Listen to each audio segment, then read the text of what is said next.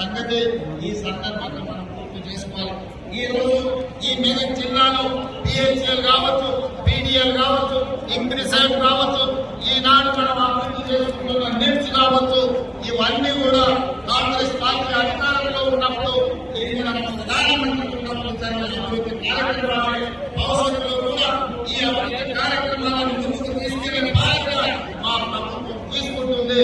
ఈ మెదక్ జిల్లా ప్రాంతంలో అవసరమైన సాగునీరు కానీ, తాగునీరు కానీ, పరిశ్రమల యొక్క అభివృద్ధి కానీ, పారిశ్రామిక వాడల కోసం కేటాయించే నిధులు కానీ తప్పకుండా మేము మంజూరు చేస్తాం. అదేవిధంగా వెనకాల నుంచి చెక్కన్న చిట్టి అందిస్తూనే ఉన్నాడు.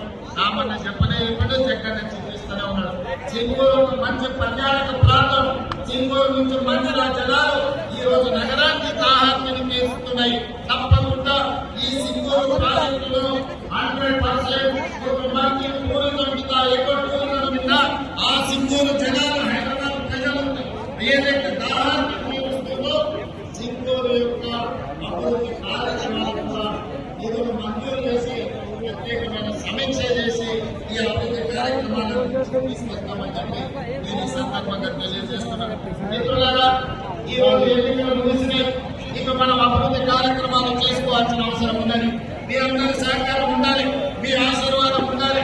ఈనాడు మీకు అందరికీ తెలుసు, తెలంగాణ రాష్ట్రంలో 25,55,364 రైతు కుటుంబాలకు 20,617 కోట్ల రూపాయలు మొదటి సంవత్సరంలోనే రైతు రుణమాఫీ చేసి రైతులను అప్పుల బాధల నుంచి కలిగించిన ప్రభుత్వం మన ప్రభుత్వం అని చెప్పి రైతులకు ఈరోజు నేను చెప్పదలుచుకున్నాను.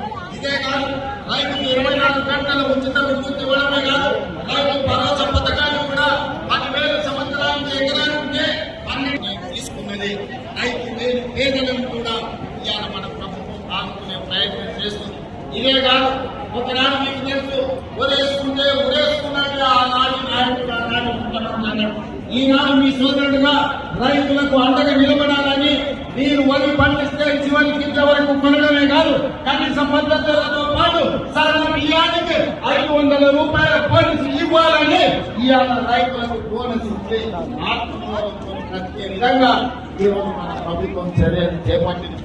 రైతులకు ఒక పక్కన మహిళలు ఇప్పటి దగ్గర మా ఆడబిడ్డలతో చాలాసేపు మాట్లాడి ఇవాళ మా ఆడబిడ్డలకు రాష్ట్ర భద్రాచలం రాముల వారి దగ్గరికి పోయినా, యాదగిరిగుట్ట లక్ష్మీ నరసింహస్వామి దగ్గరికి పోయినా బస్సులో ఈ రోజు నిధులు కేటాయించమని చెప్తున్నాం.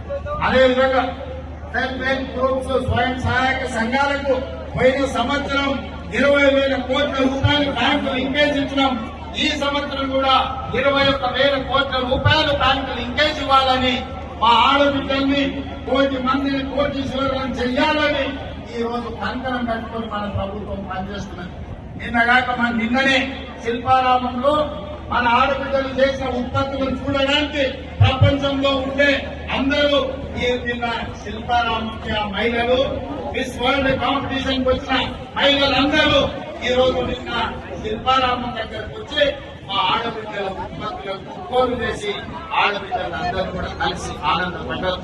ఈ విధంగా ఈనాడు ఆడబిడ్డలకు ఆర్టీసీలో ఉచిత బస్సు ప్రయాణమే కాదు, 600 బస్సులు కొని ఆర్టీసీకి కిరాయికి పెట్టి ఈ రోజు వ్యాపారం చేసుకునే పరిస్థితి ఆడబిడ్డలకు కల్పించి 1000 మెగావాట్ల సోలార్ విద్యుత్ ఉత్పత్తి చేసే ఒప్పందాలు విద్యుత్ శాఖతో చేపించి అదాని అంబానీలతో ఆడబిడ్డలు పోటీపడి వ్యాపారం చేసేటట్టు ఈ రోజు ఆడబిడ్డలకు అవకాశం ఇచ్చాం. ఈ రోజు అమ్మ ఆదర్శ పాఠశాల పేరు మీద పాఠశాలలకు పెట్టాలని ఇచ్చినాం. ఇప్పుడు నిత్యావసర వస్తువులు కూడా సరఫరా చేసేది ఆడబిడ్డలకి అందియబోతున్నాం. మా ప్రభుత్వంలో ఇందిరమ్మను ఆదర్శంగా తీసుకొని సోనియమ్మ నాయకత్వంలో ఆడబిడ్డను ఆర్థికంగా నిలబెట్టాలి. ఒక ఇంట్లో ఒక ఆడబిడ్డ ఆర్థికంగా నిలబడితే కుటుంబాన్ని నిలబడుతుంది, ఆ కుటుంబం బాగుపడుతుంది, ఆ కుటుంబంలో పిల్లలు చదువుకుంటారు, పెద్దవాళ్లకు వైద్య సహాయం అందిస్తారు, ఆ కుటుంబ ఆత్మ గౌరవాన్ని నిలబెట్టాలని